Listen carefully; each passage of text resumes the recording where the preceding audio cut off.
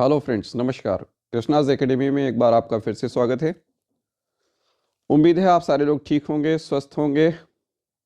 तो पिछली क्लास में हमने मेंडल्स लॉस के बारे में पढ़ लिया था। तो मेंडलिज्म वाला पार्ट पूरी तरीके से आप सबको क्लियर हो गया होगा।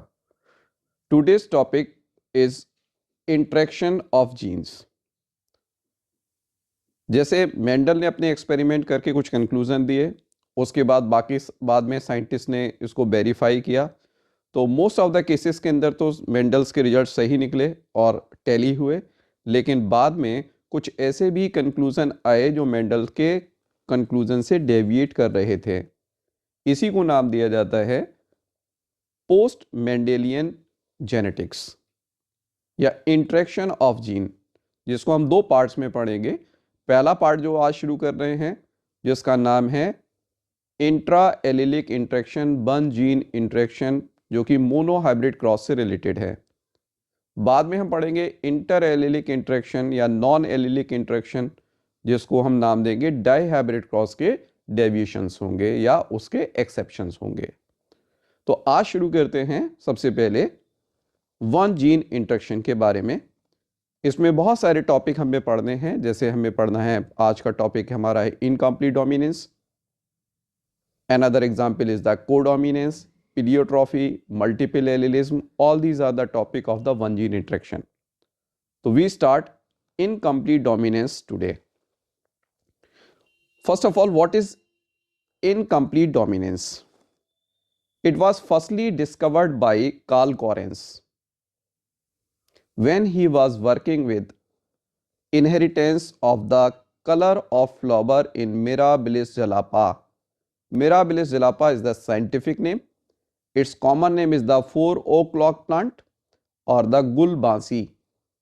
गुलाबास भी टर्म यूज़ करते हैं, गुलबासी टर्म भी यूज़ करते हैं। 4 o'clock प्लांट जो है वो इसका इंग्लिश नेम है। तो जब इन्होंने एक्सपेरिमेंट कर रहे थे तो क्या देखा इन्होंने, इसको पहले देखते हैं। In incomplete dominance F1 generation of the hybrid intermediate characters will appear which does not resemble either of their homozygous parent। आगे हम इनका एक्सपेरिमेंट पढ़ेंगे डिटेल से, तो यहाँ भी देख लें। उन्होंने रेड फ्लावर्ड प्लांट का क्रॉस वाइट फ्लावर से कराया। तो according to the law of dominance क्या होना चाहिए, केवल रेड फ्लावर्ड मिलना चाहिए किसमें, F1 जनरेशन में। लेकिन क्या हुआ, रेड नहीं मिला, बल्कि क्या मिला, इसकी जगह पिंक मिला। एक इंटरमीडिएट फीचर मिला F1 जनरेशन में, जो ना तो इस रेड पेरेंट से मिलता था ना इस वाइट पेरेंट से मिलता था। क्लियर है। नेक्स्ट दूसरी प्रॉपर्टी क्या होती है, जब इसमें कलर मिक्स हो रहा है, रेड और व्हाइट को मिक्स करेंगे तो नियरली पिंक आएगा। तो इसीलिए इसको कुछ साइंटिस्ट क्या कहते हैं, it is also called as partial और द मोजेक इनहेरिटेंस। क्यों कह रहे हैं, क्योंकि भाई इसमें पूरी तरीके से डोमिनेंसी नहीं है, पार्शियली डोमिनेंसी है। या some scientist use the term blending inheritance. आगे हम पढ़ेंगे, नेक्स्ट पॉइंट में आएगा कि ये टोटली ब्लेंडिंग इनहेरिटेंस नहीं होती। नेक्स्ट दूसरा प्रॉपर्टी क्या देखा गया, F2 जनरेशन में जब क्रॉस कराया गया तो क्या मिला, capital R capital R capital R small R और small R small R. phenotypically this was the red, these were the pink and this was the white. Means the phenotypic ratio of Mendelian one hybrid monohybrid cross or the one gene inheritance, that was the 3:1 become change into the 1:2:1. Okay ये पूछा जाता है, deviate हो जाता है, क्या हुआ, 3:1 की जगह पर phenotypic ratio क्या मिला, 1:2:1. And most another important feature, phenotypic and genotypic ratio in the incomplete dominance is 1:2:1. It is same for both phenotype and the genotype, दोनों के लिए सेम होता है। अब जैसे भी ऊपर हमने कहा कि ब्लेंडिंग इनहेरिटेंस नाम तो दिया गया, लेकिन यहां पर कंप्लीट ब्लेंडिंग नहीं होती है। क्यों नहीं होती है, देखें। In incomplete dominance does not show the blending inheritance as the selfing of individuals of pink flowers, यानी कि F1 individuals produce the individuals of the parents of the red and white flowers in F2 generation also. अगर ये blending हो जाती तो हमें F2 generation में red नहीं मिलना चाहिए था, बल्कि क्या मिलना चाहिए था, केवल पिंक और वाइट मिलना चाहिए था, या सारे के सारे हमें पिंक मिलने चाहिए थे। तो ऐसा कुछ नहीं हो रहा, हमें रेड भी मिल रहा है, हमें पिंक भी मिल रहा है, हमें वो भी मिल रहा है, वाइट भी मिल रहा है। इसका मतलब कैपिटल आर और स्मॉल आर साथ साथ जरूर प्रेजेंट हैं, लेकिन इनमें ब्लेंडिंग नहीं होती। इसीलिए आप ध्यान करो, पिछली क्लास में हमने कहा था law of segregation is also called as the law of purity of gamete. Gametes कभी भी जो है वो मिक्स नहीं हो रहे हैं। हाइब्रिड नेचर आ गया, उसका करेक्टर चेंज हो गया, लेकिन गेमीट्स में कोई चेंज नहीं आया। मतलब कलर ब्लेंड हो सकता है, करेक्टर ब्लेंड हो सकता है, लेकिन गेमीट्स की ब्लेंडिंग नहीं होती। That's why they will segregate into 1:2:1 ratio again. Okay, now there are some example. सबसे पहला एग्जांपल वही लिया है जो मैंने आपको बताया, कार्ल कॉरेंस का एग्जांपल जो था।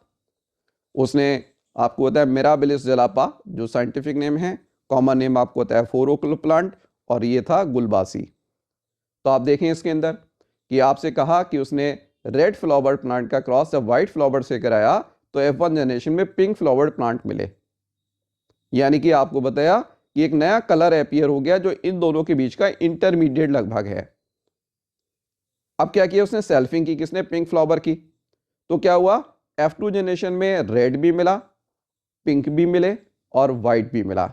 रेशियो क्या हो गया, 1:2:1, फिनोटिपिक रेशियो भी और जीनोटिपिक रेशियो भी। यही चीज यहां पर लिखी है कि when the homozygous red flower and the homozygous white flower plant of the Mirabilis jalapa are cross in F1 generation the pink flower will obtained. Okay, जो किसको शो कर रहा है, इनकम्प्लीट डोमिनेंस को शो करता है। और F2 जनरेशन में ये सेग्रीगेट हो गए 1:2:1 के रेशियो में, और फिनोटिपिक और जीनोटिपिक रेशियो जो है वो सेम है। ये क्वेश्चन बहुत पूछा जाता है कि कौन सा ऐसा एग्जाम्पल है जिसके अंदर फिनोटिपिक और जीनोटिपिक रेशियो सेम होगा।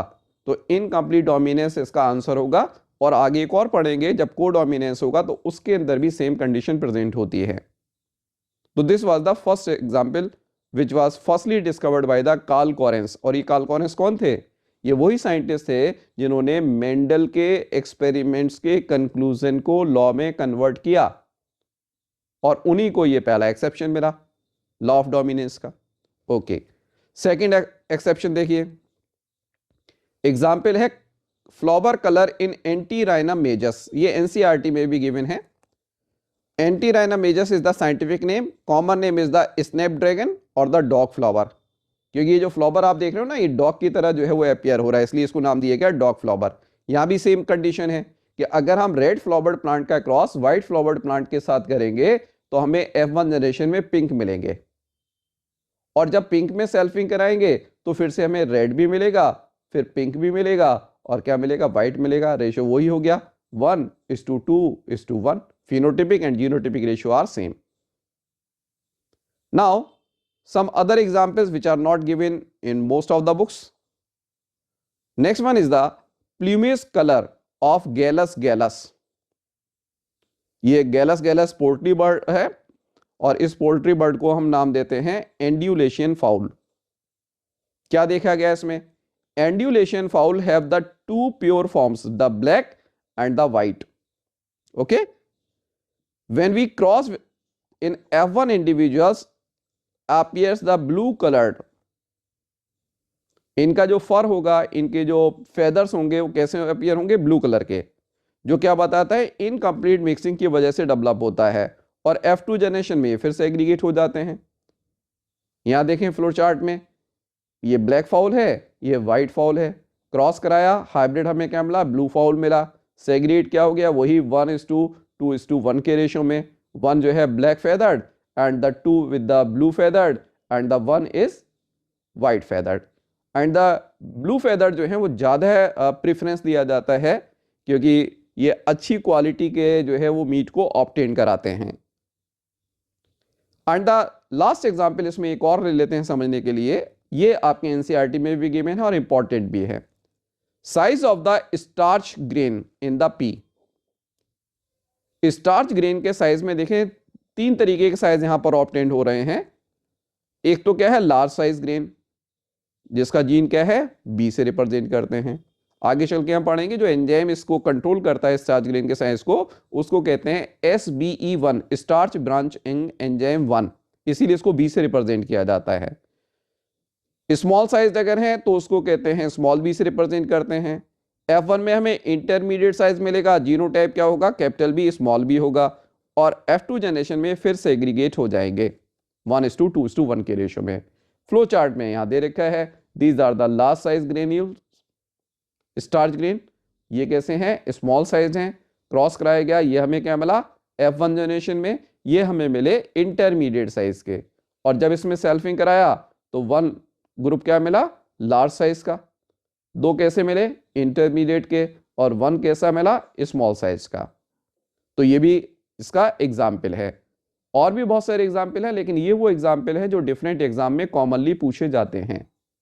आई थिंक अब आपको ये टॉपिक क्लियर हो गया होगा। इनकम्प्लीट डोमिनेंस बहुत इंपॉर्टेंट है, एग्जाम में पूछा जाता है और स्कूल एग्जाम्स में शॉर्ट नोट पर आता है। तो शॉर्ट नोट निकले के लिए पहले आप इसके जो ऊपर का इंट्रोडक्टरी पार्ट था उसको आप लिखेंगे, उसके बाद कोई भी एक एग्जाम्पल पूछा गया है तो एक एग्जाम्पल दे के हम उसको डिस्क्राइब कर देंगे। अपने स्कूल एग्जाम में अगर शॉर्ट नोट्स लिखने को आता है तो सारे के सारे एग्जाम्पल देने की जरूरत नहीं है। हाँ, अगर ये पूछे किस किस में पाया जाता है तो ये आप कॉमन एग्जाम्पल हैं जिससे आपको ये पता चल जाएगा।